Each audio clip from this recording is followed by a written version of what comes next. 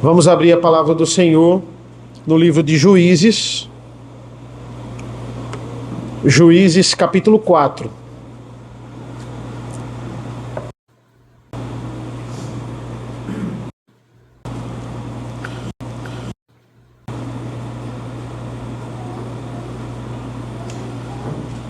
Irmãos, para que nós possamos entender todo esse contexto, a história geral, eu vou ler todo o capítulo nesta noite, agora nessa primeira lida. Acompanhe comigo a história de Débora e Baraque em Juízes.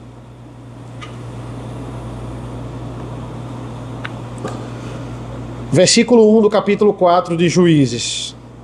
Os filhos de Israel tornaram a fazer o que era mal aos olhos do Senhor, depois da morte de Eude. E o Senhor os entregou nas mãos de Jabim, rei de Canaã, que governava Hazor. O comandante do seu exército era Sísera, que morava em Harosete-Hagoim. Os filhos de Israel clamaram ao Senhor, porque Jabim tinha 900 carros de ferro e durante 20 anos oprimia duramente os filhos de Israel. Débora, profetisa, esposa de Lapidote, julgava Israel naquele tempo. Ela atendia debaixo da palmeira de Débora, entre Ramá e Betel, na região montanhosa de Efraim. E os filhos de Israel vinham até ali para apresentar as suas questões. Débora mandou chamar Baraque, filho de Abinoão, de Quedes, de Naftali, e lhe disse: o Senhor Deus de Israel deu a seguinte ordem: vá e reúna os seus homens no monte Tabor, escolhendo 10.000 homens dos filhos de Naftali e dos filhos de Zebulon. Eu farei com que Sísera, comandante do exército de Jabim, se dirija até você junto ao ribeiro de Quizon, com os seus carros de guerra e as suas tropas, e eu o entregarei nas suas mãos. Então Baraque disse a Débora: se você for comigo, irei, mas se você não for comigo, não irei. Ela respondeu: certamente irei com você, mas a honra da investida que você está empreendendo não será sua, porque o Senhor entregará Sísera nas mãos de uma mulher. E Débora foi com Baraque até Quedes. Então Baraque convocou as tribos de Zebulon e Naftali em Quedes. 10.000 homens o seguiram e Débora também foi com ele. Ora, Éber, o queneu, tinha se afastado dos queneus, dos filhos de Obabe, sogro de Moisés, e havia armado as suas tendas até o carvalho de Zananim, que fica perto de Quedes. Anunciaram a Sísera que Baraque, filho de Abinoão, tinha subido ao monte Tabor. Sísera convocou todos os seus carros de guerra, 900 carros de ferro, e todo o povo que estava com ele em Harosete-Hagoim, para o ribeiro de Quizon. Então Débora disse a Baraque: prepare-se, porque este é o dia que o Senhor entregou Sísera nas suas mãos. Não é verdade que o Senhor está indo à sua frente? Então Baraque desceu do monte Tabor e 10.000 homens o seguiram. E o Senhor derrotou Sísera e todos os seus carros de guerra e todo o seu exército a fio de espada diante de Baraque. E Sísera saltou do seu carro e fugiu a pé. Mas Baraque perseguiu os carros e os exércitos até Harosete-Hagoim. Todo o exército de Sísera caiu a fio de espada, sem escapar nenhum sequer. Porém Sísera fugiu a pé para a tenda de Jael, mulher de Éber, o queneu, pois havia paz entre Jabim, rei de Hazor, e a casa de Éber, o queneu. Jael saiu ao encontro de Sísera e lhe disse: entre, meu senhor, entre na minha tenda, não tenha medo. Ele entrou na tenda de Jael e ela pôs sobre ele uma coberta. Então Sísera disse: por favor, me dê um pouco de água, porque estou com sede. Ela abriu um odre de leite e deu-lhe de beber. Depois o cobriu novamente. E ele lhe disse mais: fique na porta da tenda. Se alguém vier e perguntar se há alguém aqui, responda que não. Então Jael, mulher de Éber, pegou uma estaca da tenda e, lançando mão de um martelo, foi de mansinho até perto dele e lhe cravou a estaca na têmpora, de modo que ela penetrou na terra. Ele estava exausto e dormia profundamente. Foi assim que morreu. E eis que quando Baraque estava perseguindo Sísera, Jael saiu ao encontro dele e lhe disse: venha, eu lhe mostrarei o homem que você está procurando. Ele a seguiu e eis que Sísera estava caído, morto, com a estaca fincada na têmpora. Assim, naquele dia, Deus humilhou Jabim, rei de Canaã, diante dos filhos de Israel, e cada vez mais a mão dos filhos de Israel prevalecia contra Jabim, rei de Canaã, até que o exterminaram. Senhor nosso Deus, nosso Pai, a Tua palavra foi lida e agora será meditada, ministrada. Nos abençoa, Senhor. Nos faz compreendermos Teu maravilhoso Evangelho, a Tua maravilhosa palavra que tem de muito a nos ensinar. Esteja conosco nesta noite, em nome do Teu Filho amado Jesus. Amém. Irmãos, um dos desafios da hermenêutica é nós pregarmos e exaltarmos aquilo que o texto quer nos dizer. É isso que nós aprendemos nessa cadeira chamada hermenêutica em teologia. Tudo bem, você ficou curioso com algum caso aqui da história de Débora, mas será que é isso que o texto quer exaltar? O que de fato o texto quer exaltar? Não tem problema nós ficarmos curiosos em algumas passagens. É um absurdo eu querer ficar tentando desvendar qual foi a espécie do peixe que engoliu Jonas. A Bíblia não fala qual foi a espécie do peixe. Mas de que adianta? Se a Bíblia falasse que foi uma baleia, nós tínhamos que acreditar que foi uma baleia. Se a Bíblia falasse que foi um tubarão, a gente tinha que acreditar. Porque as pessoas elas vão pregar sobre a história de Jonas e elas ficam conjecturando qual foi a espécie do peixe. Poxa, por que a Bíblia não fala? Se a Bíblia não fala, essa é a regra da hermenêutica. É porque não é para você ligar para isso. Se o texto não exalta isso, não é para você ligar para isso. Por exemplo, aqui na história de Débora, por isso que eu li ela toda, não tem para que a gente ficar perguntando assim, poxa, por que ao invés de água, Deus deu Jael deu a Sísera leite? Isso é um tanto curioso. Isso pode nos despertar, irmãos, a curiosidade. Por exemplo, ao pregar esse texto, isso me despertou a curiosidade. Eu fui ver se dentro do contexto isso era alguma coisa, significava o quê? Poxa, se eu estou com sede, eu não quero beber leite.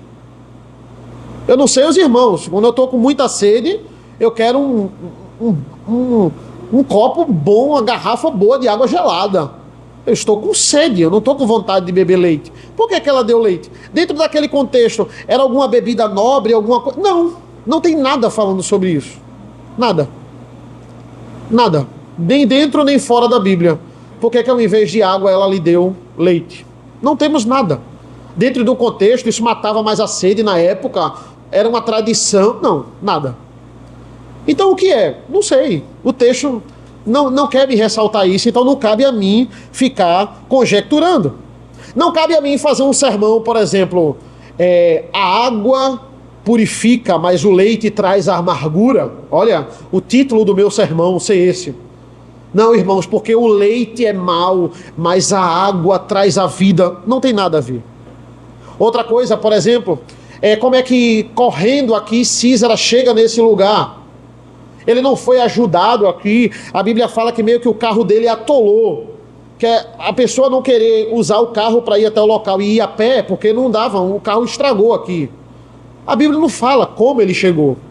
A Bíblia só diz, ele foi de um ponto A e ele chegou no ponto B e ali uma mulher o matou, como a profecia de Débora disse. O que o texto quer que a gente foque, irmãos?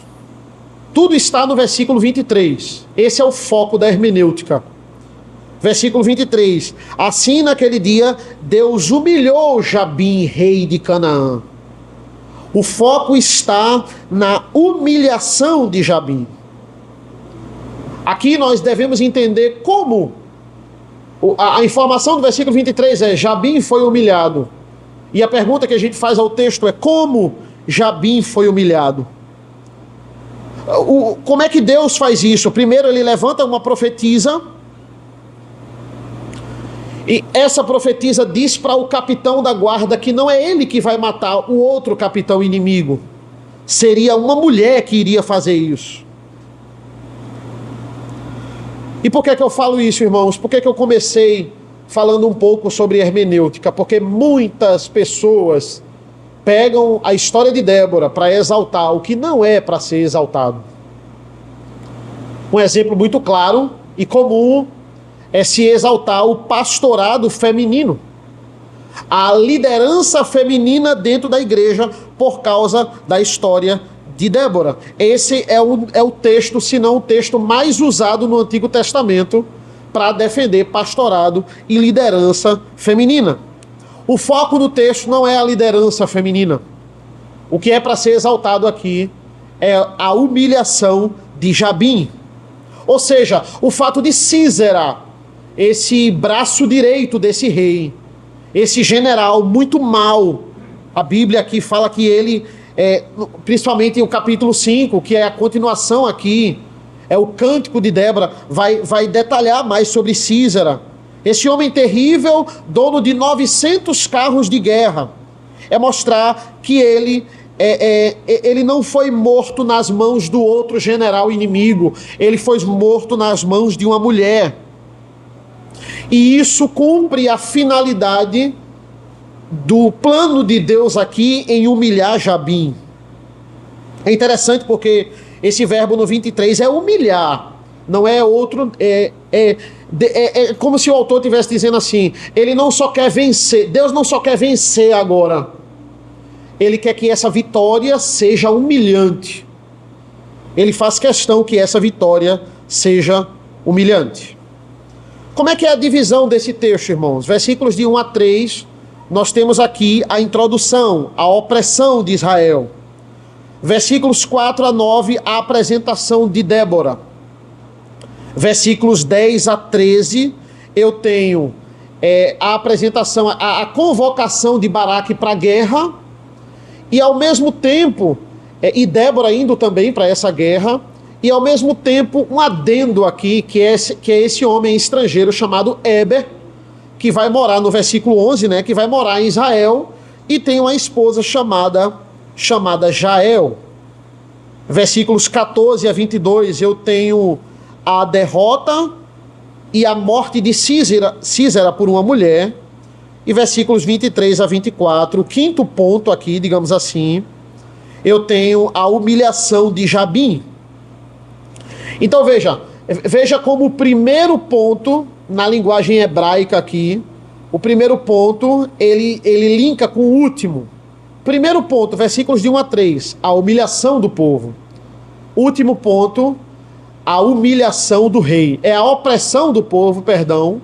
Último ponto, versículos 23 e 24, a opressão do rei. E é interessante porque o povo de Israel é mencionado nos versículos de 1 a 3, três vezes. Os filhos de Israel fizeram o que era mal aos olhos do Senhor. Aí versículo 3, os filhos de Israel clamaram ao Senhor. E no finalzinho, durante 20 anos, esses homens, né, o Sísera, os carros de ferro, oprimiam duramente os filhos de Israel. Aí quando a gente chega nos versículos 23 e 24, Jabim é mencionado 3 vezes também. É para dizer assim, olha, 3 vezes a opressão do povo, 3 vezes Jabim é humilhado. É o início e o fim dessa história. É assim que a literatura hebraica ela funciona, a gramática hebraica ela funciona. E é interessante porque aí a gente tem o segundo e terceiro ponto, que é a introdução de Débora e Jael e Baraque, que é o ponto de maior descrição, é o maior ponto do capítulo, pontos 2 e 3 aqui, que mostra a introdução desses homens, é o ponto aqui de maior informação. Por quê? Porque a ênfase da humilhação, como Deus vai humilhar? A ênfase da humilhação está em pegar uma mulher desconhecida para matar um general treinado para a guerra e muito temido por todos. Quando a gente chega no versículo 14, nós chamamos isso de um versículo dobradiça. Como é isso, irmãos? É porque literalmente ele está, meio que, é como se dentro da história estivesse virando uma página e o versículo 14 fosse essa dobradiça. Porque o versículo 14a é a primeira parte dessa história e o 14b inicia a segunda parte. Veja como isso é claro. Versículo 14. Então Débora disse a Baraque: prepare-se, porque este é o dia em que o Senhor entregou Sísera em suas mãos. Não é verdade que o Senhor está indo à sua frente? Fechou a preparação para a guerra. Versículos 14b. Então Baraque desceu do monte Tabor e 10.000 homens o seguiram. Inicia a segunda e última parte da história, que é eles indo de fato para a guerra. A preparação e a execução da guerra. E por último, irmãos, antes de entrarmos aqui na história propriamente dito, eu acho muito interessante esse termo em hebraico que os comentaristas falam no versículo 23. Porque veja, diz assim o 23, assim naquele dia Deus humilhou Jabim. Esse humilhou é traduzido por caná, né? Você dizer literalmente assim no hebraico, humilhou é caná. E Jabim, rei de Canaã, Canaã significa Queinaã. É muito parecido com o português, Queinaã, só muda o A para o E, quando a gente vai falar, certo? Queinaã e Caná. É interessante porque o próprio autor, os comentaristas falam isso, o próprio autor do livro, ele está humilhando Jabim na própria literatura. Ele está dizendo assim, Jabim, rei de Caná, de Quenaã, ele foi Caná por Deus. Ele foi humilhado por Deus. Quenaã, Caná. É uma forma de humilhar, de pegar palavras semelhantes. Zombar seria uma palavra muito forte, mas é de ironizar essa situação. É para dizer, ele foi muito humilhado, tendo o braço direito dele sendo morto por essa mulher. E nós não vamos ver por que ele foi humilhado, porque esse general foi morto por uma mulher. Não é pelo simples fato dela ser uma mulher, mas por causa do contexto aqui, obviamente. Onde se passa a história de Débora e Baraque, irmãos? É importante nós falarmos sobre isso, a localização aqui geográfica. Se passa nas tribos do norte. E nós estamos vendo, desde o início dessa exposição, que as tribos do norte, elas não eram muito confiáveis, no sentido de agradar a Deus. A gente vai ver que isso se prolonga até os reinos do norte. Nenhum rei do norte era crente. E Deus vai exterminar o reino do norte, com os assírios. Nós sabemos disso. E é aqui que se passa essa história. Nós não estamos mais em Judá. Nós estamos aqui do lado norte. Versículo 2. E o Senhor os entregou nas mãos de Jabim, rei de Canaã, que governava Razó. O comandante do seu exército era Sísera, que morava em Harosete e Ragoim. A literatura faz questão de nos mostrar e nos exalta que é o Senhor. Veja, o Senhor entregou eles nas mãos de Jabim. E esse é o mesmo Jabim que no final do capítulo vai ser humilhado por Deus. Deus entrega nas mãos e o mesmo Deus humilha. É assim que acontece. Por quê? Versículo 1. Porque os filhos de Israel tornaram a fazer o que era mal aos olhos do Senhor, depois da morte de Eude. O pecado que eles cometeram após a morte antes de Eude, está de volta agora após a morte de Eude. Então o que é que nós temos aqui? Nós temos, irmãos, o que os comentaristas falam de a rotina chata do pecado. No fundo, irmãos, o pecado ele é uma rotina chata. O povo de Israel está fazendo novamente as mesmas atrocidades. Aquilo que eu expliquei para vocês, de se relacionar com os deuses pagãos, eles estão fazendo aqui de novo. Logo após Eude ter morrido, eles voltaram com essas práticas. Veja se não é uma rotina chata, uma rotina maçante. O que é que o mundo prega? Ele diz que a igreja, ir para a igreja é uma rotina chata. Ele diz que a vida cristã é uma rotina chata. Ele diz assim, saia dessa rotina chata, se liberte de uma vez por todas, venha fazer uma coisa diferente. Mas me diga, irmão, se não é a mesma história. Nós temos daqui a pouco, a gente vai ver a mesma notícia. Algum artista drogado vai ser encontrado em algum hotel. Alguma pessoa que se envolvia com drogas vai ser encontrada vendendo as coisas para comprar drogas. Alguém que é viciado em escândalo, em imoralidade sexual vai ser pego em algum escândalo. Isso é o pecado. O pecado não é criativo, o pecado não é original. O pecado é uma rotina chata.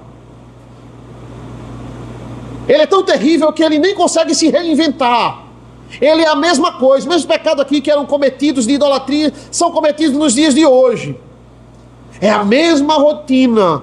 Só que essas pessoas, o ímpio, ele não tem força de para sair dessa rotina. Só Deus pode nos dar essa força. A única coisa que eles progridem aqui ao longo desses pecados é na apostasia deles.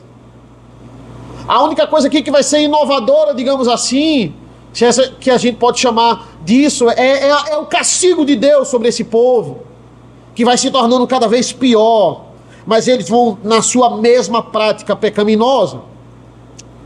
Versículo 3, os filhos de Israel clamaram ao Senhor, porque Jabim tinha 900 carros de ferro, e durante 20 anos oprimia duramente os filhos de Israel. Carros de ferro aqui são bigas que ficavam uma ou duas pessoas em cima com cavalos para puxar, e essas bigas geralmente no pneu delas tinham lâminas, e a Bíblia fala que Jabim tinha 900 dessas. Era isso que estava oprimindo o povo durante 20 anos. O povo não tinha coragem de lutar contra esses 900 carros. E se em 900 carros, né, 2 ou 3 pessoas podiam ficar em cima, imagine um exército terreno, né, que inclui aí as bigas também desse rei. Devia ser um exército grande. O povo estava receoso, obviamente. Sobre a liderança de Débora, irmãos, temos que pontuar algumas coisas. Débora não estava sozinha na liderança aqui. Ao contrário de quando a gente vê a história de Eude, a história de Otiniel, vamos ver a história de... Veja que são heróis separados, digamos assim, são juízes separados, é o herói da vez, né? Gideão, Sansão, Eude. Aqui não é só Débora. Aqui é um time, digamos assim. Ela está aqui, ela está literalmente profetizando, porque o Senhor está chamando um homem para liderar o exército. E esse homem é Baraque. Ela é a profetisa e ele é o general nessa história. Segundo, o que a gente deve entender é que existem na Bíblia 2 tipos de textos. Textos prescritivos e textos descritivos. Prescritivos a gente sabe, os 10 mandamentos. Faça isso, não faça isso. Coloca literalmente um juízo de valor naquilo ali. Olha, se você fizer, isso vai estar desagradando a Deus. Existem textos descritivos que mostram muitos episódios de personagens na Bíblia que fizeram coisas erradas e não necessariamente tem um juízo de valor ali. Não é toda a passagem, por exemplo, de Abraão, de Moisés, de personagens bíblicos, de Davi, por exemplo, que eles fazem uma coisa errada e a Bíblia vai dizer, e ele fez o que era mal aos olhos do Senhor. Cabe a nós pegarmos os textos prescritivos e julgar se aquilo ali foi bom ou ruim. Existem textos que Davi peca lá contra Betseba, vem Natã e duramente... A gente está vendo uma repreensão direta. Mas existiram episódios em que Davi vai mentir e não tem. E Davi fez o que era mal e Deus não gostou. Futuramente a gente vai ver as consequências disso. Muitos nos dizem, não, poligamia no Antigo Testamento pode. Porque não tem nenhum momento condenando ali o ato de Davi ter várias mulheres. Pronto, então veja o relacionamento familiar de Davi. Vá para a família de Davi. A gente viu isso em 1 Samuel. Em 2 Samuel. Olha como os filhos de Davi se davam bem. Era uma bênção a família de Davi. Não, é a consequência da sua poligamia. Mas não tem literalmente dizendo, olha, em algumas passagens, obviamente. Então veja, aqui, né, nesse caso aqui específico, mesmo não sendo um texto prescritivo e sim descritivo, não era errado Débora ser uma profetisa. Isso é importante nós sabemos. E que uma profetisa é muito diferente de uma pastora, como muitas pessoas querem aplicar aqui. Eu não vejo razão para as pessoas ligarem aqui o fato de temos uma profetisa no Antigo Testamento, a você ser um pastor, né? A você agora ser por causa disso temos pastoras, ou apóstolo nem se fala, né? Vejamos por quê. Versículos 6 e 7. Débora mandou chamar Baraque, filho de Abinoão, de Quedes, de Naftali, e lhe disse: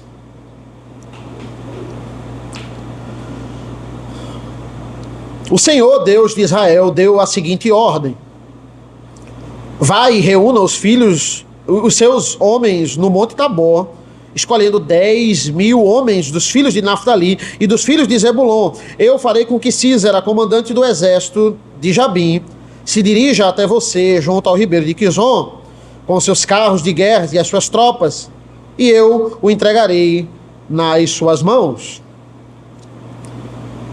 E existiam, irmãos, isso é importante nós entendermos, existiam muitos profetas no Antigo Testamento, mas existiam profetisas também. Débora é um caso desse aqui. Não eram muitas as profetisas, mas existiam também. A maioria eram homens, mas existiam mulheres também. E por que que isso não é um problema? Porque um profeta é muito diferente de um pastor.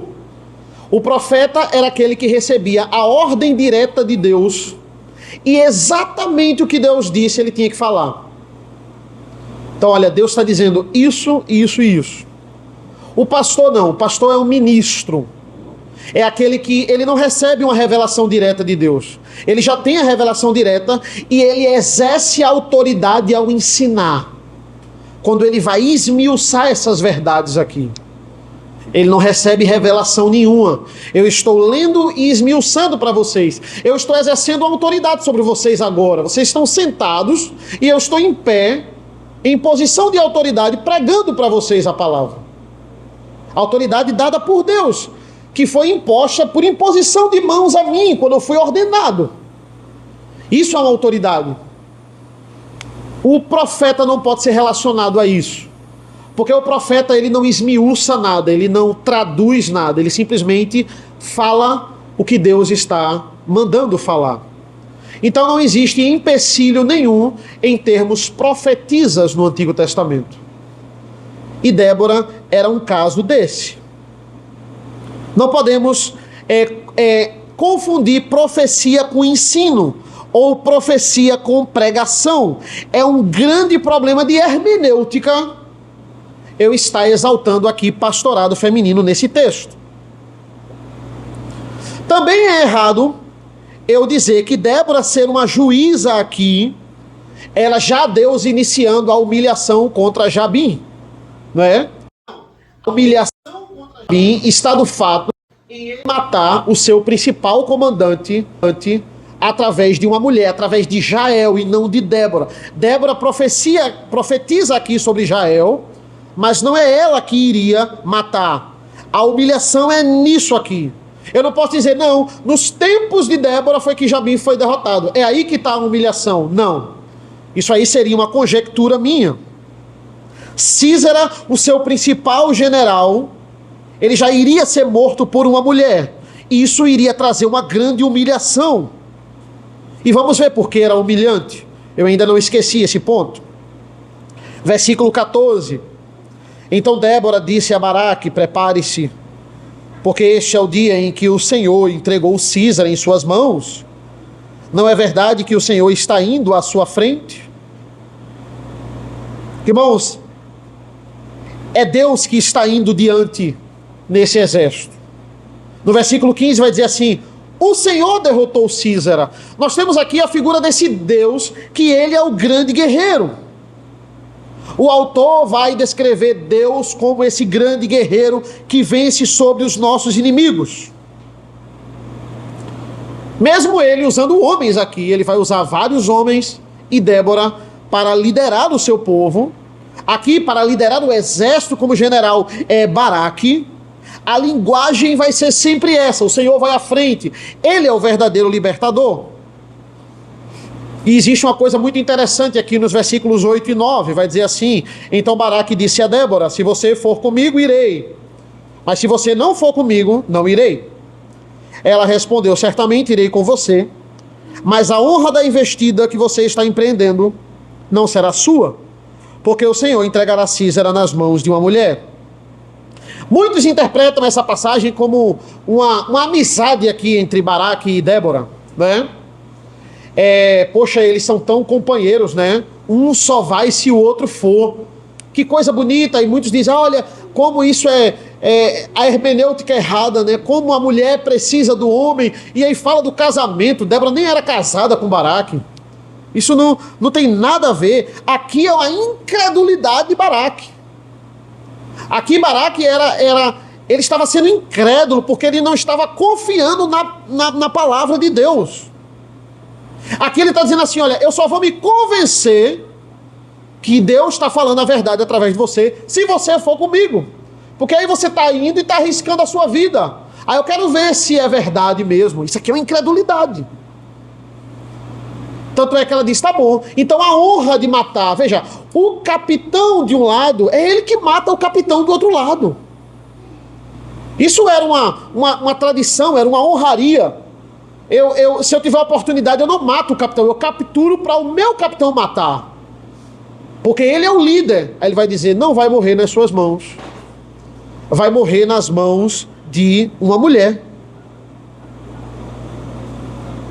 Então entenda, Débora poderia ser profetisa, mas ela não poderia ir para a guerra para proteger ninguém, porque ela não é uma guerreira.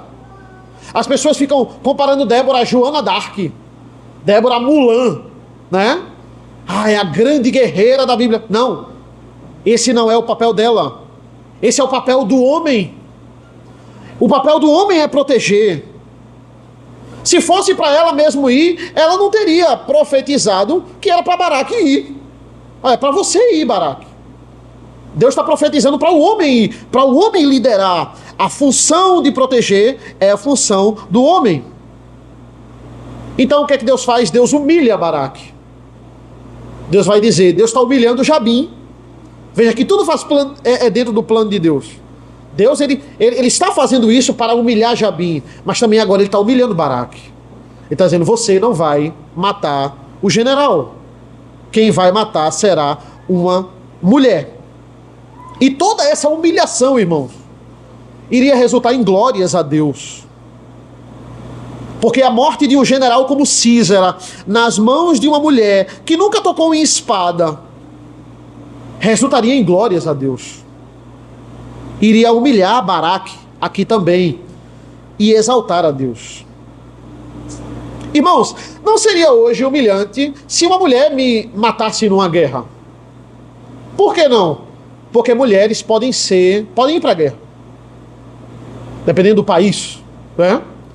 Mulheres podem fazer concurso, podem ser militares, podem virarem comandantes, podem lutar na guerra. Então, uma mulher hoje é treinada para lutar na guerra. E não seria humilhante uma mulher treinada para a guerra chegar para mim e me matar. Mas naquele tempo não é assim. Ou seja, é uma questão de contexto. A forma como Sísera morre, nas condições que ele morre, é uma grande humilhação para alguém considerado tão temido, para alguém considerado tão forte, para alguém que levantava medo nos seus inimigos, nos seus oponentes. Ele morre numa casa, fugindo do inimigo, confiando naquela mulher que o recepcionou, a ponto de confiar nela, a ponto de dormir na casa dela. É assim que ele morre. Isso remete, irmãos, à salvação. Nunca é pelo nosso mérito, nunca é pela nossa glória. Deus, ele vai tirar qualquer possibilidade, quando você entende o Evangelho, de entender que você não está lutando neste mundo pelo seu esforço, pela sua arma. Isso aqui é uma linguagem evangelística, digamos assim. É uma linguagem que atrela para o Evangelho. Porque ele está dizendo assim, nunca é pelo seu mérito. Eu sou esse general que luta as suas batalhas. Eu estou à frente. E quando eu chamo, você não irá recusar. O mérito é sempre de Deus. Deus faz tudo por nós. Isso tem tudo a ver com salvação. E logo após acontece algo intrigante. Intrigante porque no meio dessa história nós temos um adendo, como eu disse, é o versículo 11. Parece que alguém pegou um versículo errado, copiou e colou aqui. Botou uma história que, ao nosso ver, talvez não tenha nada a ver com a história de Débora e Baraque. No meio da história, versículo 11. Ora, Éber, o queneu, tinha se afastado dos queneus, dos filhos de Obabe, sogro de Moisés, e havia armado as suas tendas até o carvalho de Zanani, que fica perto de Quedes. É uma quebra brusca na história. Éber, ele era um estrangeiro, ele está dizendo aqui. E isso aqui aconteceu, não aconteceu agora aqui na história de Débora. Aconteceu anos atrás. Do nada, um queneu, ele quis morar nas terras de Israel. E ele teve o consentimento de Jabim para isso. E aí, do nada, ele foi morar lá. Veja que Deus está... Ele está no controle dos acontecimentos. Ele está movendo os acontecimentos. Esse estrangeiro que do nada resolveu morar lá, e ele vai ser fundamental para a conclusão dessa história, para a derrota de Sísera. Do nada a história de Débora e Baraque vai se juntar à história de Éber e Jael. Ou seja, é o cenário perfeito aqui. Nós temos um estrangeiro morando em Israel que consegue esse consentimento de Jabim, rei de Canaã, para morar lá. E pela lógica, na hora de se esconder, Sísera diz, eu vou para a casa de alguém de Israel ou eu vou para a casa do estrangeiro que fez um acordo com o meu rei. Obviamente eu vou correr para lá. É o cenário perfeito da humilhação. Mais uma vez ele é prudente, é a decisão mais prudente a se tomar. A única casa que vai me refugiar é essa. É a casa do estrangeiro. E como o Senhor, irmãos, ele é mestre em subverter as nossas expectativas acerca de como ele faz, Deus é mestre em fazer isso. Deus vai usar esse queneu para ele se esconder a ponto de dormir aqui. Ele já sabia desse acordo. O texto não diz isso, mas isso fica intrínseco. E como ele vai morrer? Versículo 21. Então Jael, mulher de Éber, pegou uma estaca da tenda e, lançando mão de um martelo, foi de mansinho até perto dele e lhe cravou a estaca na têmpora, de modo que ela penetrou na terra. Ele estava exausto e dormia profundamente, e foi assim que morreu. Ela literalmente pregou a cabeça dele no chão. Ela pegou uma estaca, não era uma estaca muito delicada, era uma estaca de você fincar tendas no chão. Paulo usava muito dessas estacas, porque ele fazia tendas. Ela pega essa estaca e um martelo, e ela vai mirar e vai pregar a cabeça dele no chão. Por que ela faz isso? Por que de uma forma tão bruta, tão sangrenta, tão cruel? Isso me lembra Eude lá com o rei, com Eglon. Veja como é semelhante. É sangrento. Por que talvez não envenenar o leite? Se era leite que ela ia dar, por que não um leite envenenado? Por que talvez não fazer isso? Convencer que estava tudo bem, ficar na porta e ver se alguém ia chegar. Consequentemente, Baraque ia chegar e Baraque ia fazer isso. Mas isso não fazia parte do plano da humilhação de Deus. Deus queria humilhar. Sísera cai de forma violenta, igual a Eude, o benjamita, o benjamita canhoto, né? O filho da mão direita que escrevia com a esquerda. Vai humilhar o rei Eglon. Eu tenho uma palavra de Deus para você. Eu tenho uma mensagem de Deus para você. Faca na barriga, né? Agora, Deus tem uma mensagem para Císera. Vai pregar a cabeça dele no chão. Uma estaca na têmpora. Jael, podemos dizer, irmãos, ela usa de uma estratégia enganosa aqui. Ela convence ele que está tudo bem. Ela diz, não, olha, ele chega, ela já bota uma coberta, né? Ela vai aqui e faz ele dormir. Você dormir, né? É porque você está confiando naquilo ali. Lembre de Sansão, que dorme no colo de Dalila, não é? É um exemplo total de confiança. E por que isso, irmãos? Será que ela não exagerou aqui, ela não passou do ponto? Veja o que a Bíblia fala sobre essa atitude de Jael. O cântico de Débora, lá no capítulo 5, abra comigo. Juízes 5, a partir do versículo 24. O cântico de Débora vai nos dizer o que a Bíblia acha sobre essa atitude de Jael. Versículo 24 vai dizer assim: que a mais bendita entre as mulheres seja Jael, mulher de Éber, o queneu, que seja a mais bendita entre as mulheres que vivem em tendas. Císera pediu água e ela lhe deu leite, em taça de príncipes lhe ofereceu nata. Ela estendeu uma das mãos e apanhou a estaca, e com a mão direita pegou o martelo dos trabalhadores, golpeou Císera, rachou-lhe a cabeça, furou e atravessou-lhe as têmporas. Aos pés dela ele se encurvou, caiu e ficou estirado. E aos pés se encurvou e caiu. E aos seus pés se encurvou e caiu. Onde se encurvou, ali caiu morto. A maneira como ela é descrita na palavra de Deus é de uma pessoa que obedeceu a Deus. Versículo 15, agora da nossa passagem, capítulo 4, vai dizer: e o Senhor derrotou Císera, todos os seus carros de guerra e todo o seu exército a fio de espada diante de Baraque. E Císera saltou do seu carro e fugiu a pé. O monte aqui é o Monte Tabor. É um monte que, quando chovia, os comentaristas vão dizer, fazia-se muita lama. Então é provavelmente a lama aqui que atolou todos os 900 carros de Jabim. Por isso, Císera saltar aqui e correr a pé não tem lógica. Se ele tinha uma biga, ele saltar e correr a pé. Então aqui é mais uma vez Deus mostrando que ele é que vai intervir com chuva e com lama para derrotar o exército. Veja que é tudo ele. Foi tudo Deus desde o início.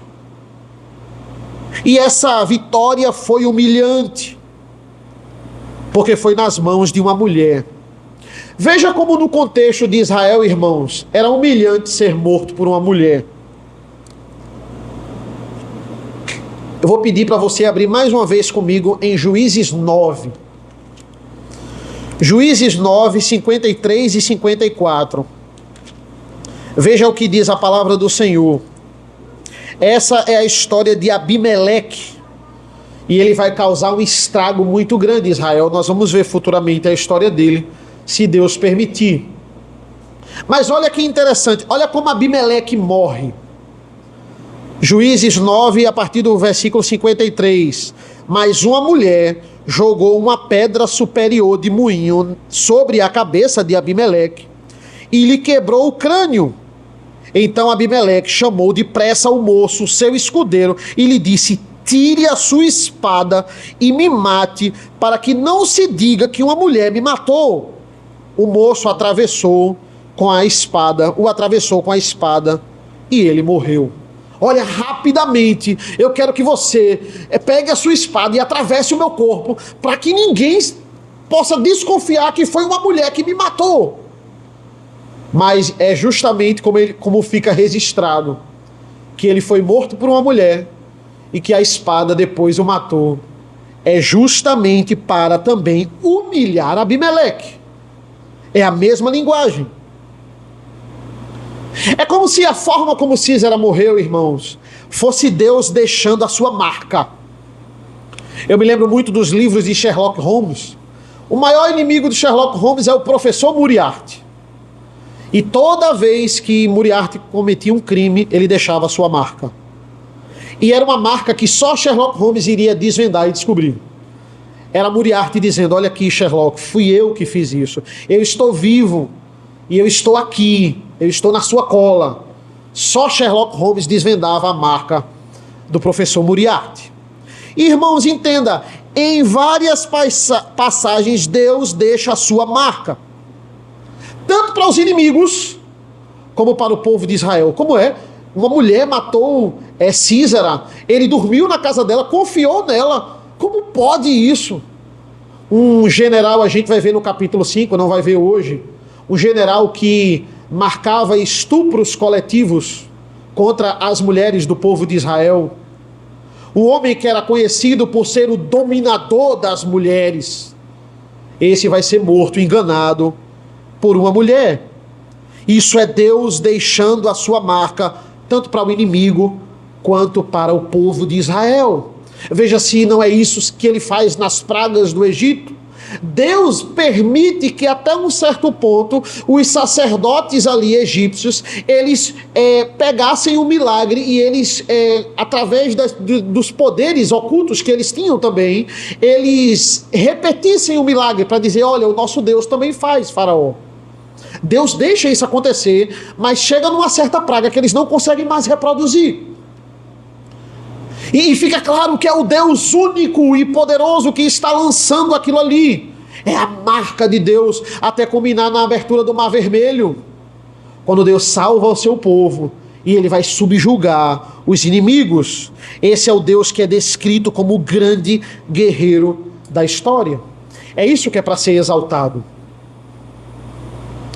Então, diante disso, irmãos, eu tenho 3 rápidas aplicações. Primeiro, a primeira aplicação está no versículo 1. Dentro do contexto geral aqui de Juízes, versículo 1 vai dizer assim: os filhos de Israel tornaram a fazer o que era mal aos olhos do Senhor, depois da morte de Eude. Enquanto o juiz vivia, isso vai acontecer constantemente. Como eu falei no começo, enquanto o juiz vivia, o povo ele era fiel. E o que é que isso revela, irmãos? Isso revela um pouco da imaturidade desse povo. Como eles eram imaturos. Enquanto tinha alguma coisa externa cobrando eles, a fidelidade deles, então eles se mantinham fiéis. Aqui no caso é representado pelo juiz que Deus levantava. Existe imaturidade espiritual quando só o que lhe pressiona a ser fiel são apenas as coisas externas. Por que nós somos crentes? Por que nós servimos a Deus? Será que a gente só é crente por causa das pessoas ao nosso redor? Eu só sou crente porque meus pais são? Ou porque as pessoas, elas têm uma expectativa que eu seja crente mesmo? Por que eu sou crente? O que é que me move para ser fiel a Deus? Quando o juiz morria, Israel mais uma vez mostrava o que estava no seu coração. Só durava até a vida do juiz. Depois eles voltavam em suas práticas pecaminosas. O que é o evangelho puro e simples, irmãos? Não é eu aqui substituir a pregação da palavra por um testemunho meu. Falar aqui dos meus grandes feitos e como eu fui abençoado aqui e ali. Não, é o evangelho, porque o que eu tenho que ensinar a vocês com a autoridade que me é dada é como você vai se apartar do mal. Porque é isso que envolve santificação, é glorificar a Deus, procurando maneiras na palavra de Deus de se apartar do mal. É isso que o evangelho quer nos prevenir. Olha esse pecado, olha como isso aqui é perigoso. Esse mal monótono, esse pecado que não é criativo, mais uma vez é o mesmo pecado que está lhe incomodando e você talvez está caindo. Esse pecado que não tem um mínimo de criatividade e ele quer colocar você na rotina chata dele, mas que ao mesmo tempo O pecado jamais pode ser subestimado. Segundo, irmãos, penúltima aplicação, aqui o rei, ele é humilhado. O mesmo rei, como eu falei, que foi levantado para subjugar o povo, agora ele é humilhado. Lembrem da escola dominical, quando falamos sobre Abacuque?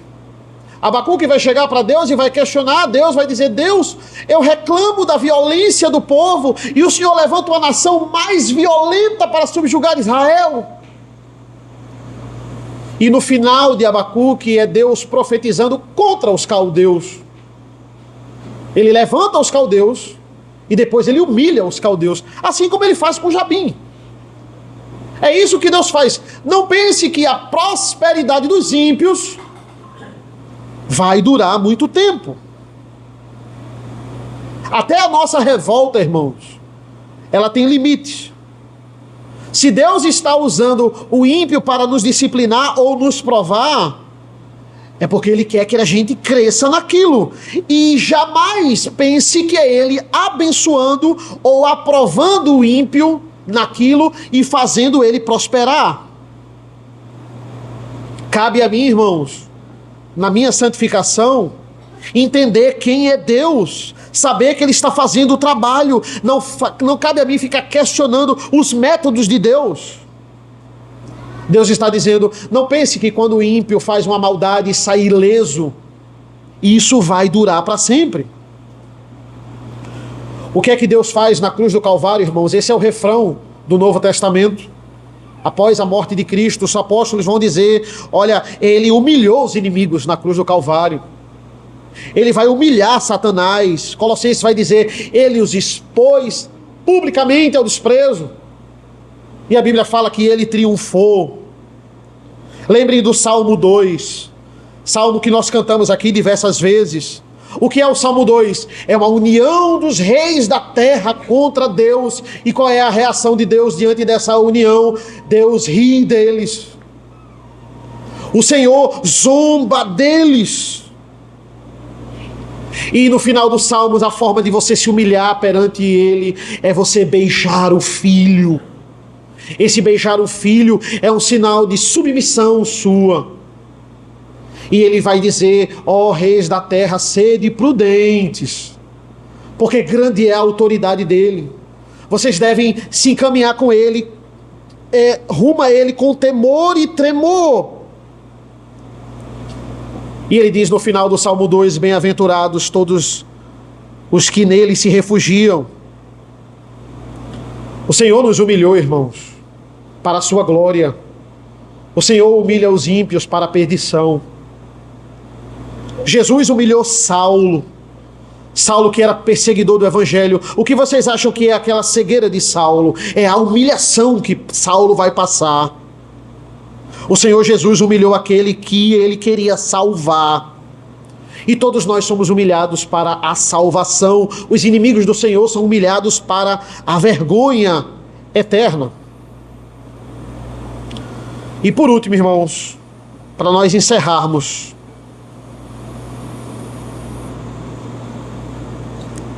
nós vivemos numa sociedade muito complicada. Uma sociedade onde o vigor masculino, onde a virilidade masculina, tudo isso está sendo colocado de lado.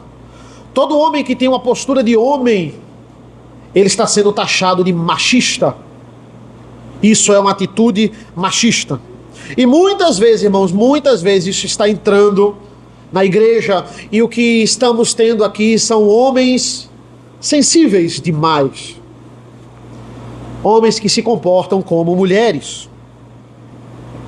O próprio Deus aqui, como eu falei diversas vezes, Ele é descrito como esse grande guerreiro. A gente não está dizendo, irmãos, que isso é uma desculpa para o homem ser grosso. Ah não, eu estou praticando o meu exercício de homem, ou o homem tem que ser violento. Não, isso não é uma justificativa para a violência masculina. Mas os homens devem usar a sua força, devem usar a sua masculinidade para proteger as pessoas. Precisamos usar as nossas forças para proteger as mulheres e não usar contra elas. Porque é injusto eu colocar um homem para lutar contra uma mulher num ringue de boxe, como aconteceu nas Olimpíadas. Colocaram um homem para lutar contra várias mulheres e ele ganhou. Ele ganhou. Por que isso? Por que isso é injusto? Porque se o homem treinar para lutar e uma mulher treinar para lutar, o homem ele será superior, porque ele foi criado para isso. Ele foi criado para ser fisicamente mais forte, porque ele tem uma missão que não é dada à mulher, é a missão de proteger. Isso é dado ao homem. Por que é a humilhação Císara ser morto por uma mulher? Pelo simples fato dela ser mulher? Não. É simplesmente porque a ela não foi dada a missão de proteger. A ela não foi dada a missão de ir para uma guerra. Mas Deus queria mostrar que quem estava derrotando Císara era ele. Então ele vai dar esse poder de matá-lo a quem nunca teve preparo para isso. Se um filho cresce vendo o pai bater na mãe, não é? Vendo o pai humilhar a mãe, o que muito provavelmente ele vai ser quando casar? Ele vai replicar isso. O pai deve ensinar o filho a jamais bater em mulher. Ele tem que usar a sua força para protegê-lo. E o pai de uma menina deve ensinar ela a nunca se submeter a isso. Mas no final, filho e filha só vão entender se o pai reproduz isso em casa. Se ele é um exemplo. A gente viu isso em Provérbios várias vezes. Esse negócio de faça o que eu digo, mas não faça o que eu faço, não funciona com os filhos. Deus, ele humilhou Císara fazendo uma mulher matá-lo. Mas a Bíblia é clara quanto à liderança feminina, irmãos. A Bíblia nos diz, não permito que a mulher exerça autoridade de homem. E assim como ele usou, irmãos, Débora e Jael para grandes coisas aqui, Deus usou muitas mulheres na palavra de Deus para grandes coisas. Lembre-se de Gênesis 3,15. Lembre-se do princípio. A história da redenção começou no ventre de uma mulher. Adão é o cabeça da humanidade, mas foi por meio do descendente da mulher que veio a redenção. Quando Deus faz isso, irmãos, é ele deixando a sua marca na história. Deus, ele deixa a sua marca. Quem imaginaria, parece coisa de novela, o príncipe do Egito, o único hebreu vivo naquele ano do massacre de Faraó, esse é justamente o salvador do povo. Quem imaginaria um mero habitante de Ur dos Caldeus? Esse é Abraão que Deus levantou. Quem imaginaria o filho mais novo de Jessé? Os outros são mais velhos, são guerreiros. O mais novo é o baixinho ruivo, o que cuida das ovelhas. Esse vai ser o rei de Israel. Quem imaginaria a esposa de um queneu que fez um acordo com o seu rei matar Císara? Quem imaginaria Saulo, o perseguidor número 1 dos cristãos? Quem imaginaria Pedro, depois de negar Jesus 3 vezes, se tornar o que se tornou? Quem imaginaria, irmãos, o filho de um carpinteiro de Nazaré? Pode alguma coisa boa vir de Nazaré? Era o que todos falavam sobre Nazaré. Esse é Jesus, irmãos. Ele lutou a maior das lutas, ele lutou a luta que era minha e era sua. Ele se humilhou e essa luta, ela foi bastante sangrenta, ela envolveu também cravos e martelos igual a Císara. Só que dessa vez não foi em Císara, foi nele mesmo. Por quê? Porque ele sabia que nós merecíamos essa estaca na cabeça. Nós merecíamos ser mortos pelos nossos pecados e, em consequência disso, a condenação eterna. Deus faz isso por nós, irmãos. Ele faz isso porque Ele nos ama. Ele derruba reis poderosos por meio de pessoas que a gente nem imagina, pela fé em Jesus Cristo. Ele nos surpreende, Ele constantemente está cravando a sua marca em nossas vidas para mostrar que só Ele pode fazer e realizar as coisas nas nossas vidas. Quantas vezes, irmãos, Deus lhe surpreendeu? Quantas vezes Deus me surpreendeu? Quantas vezes você sentou e disse, agora não tem mais como? Como é que eu vou resolver essa situação? E era justamente onde Deus queria que você estivesse. Para você entender que só Ele é capaz de fazer na sua vida. Para que você entendesse a marca dele na sua vida. Quantas vezes Ele subverteu as situações da sua vida. E muitas vezes a gente duvida como Baraque. Será que Deus vai parar de fazer isso? Deus é o seu pai. Ele entregou o seu filho unigênito para morrer por você e por mim. Será que Ele vai parar de lhe surpreender? Deus constantemente está fazendo isso conosco, irmãos. Ele é o nosso Pai. Ele é o nosso primeiro amor. Amém, irmãos? Vamos orar nesse momento. Senhor, nosso Deus, nosso Pai, nós te agradecemos por essa palavra. Te agradecemos pelo teu evangelho que é vivo, que é eficaz, que é presente em nossas vidas. Nos abençoa, Senhor. Te agradecemos por essa história que é tão atual, que fala tanto aos nossos corações. Nos abençoa como irmãos, ser conosco em nossa santificação. Como eu disse, a santificação consiste em nos apartarmos do mal. É isso que deve ser exaltado nesse texto. O mesmo Deus que levanta é o Deus que humilha. É o Deus que vem como um grande guerreiro em favor do seu povo. E nós somos o teu povo. Estamos aqui para declarar isso nesta noite. Nos abençoa, Senhor. Nos capacita. Nos dá uma semana dentro da tua vontade.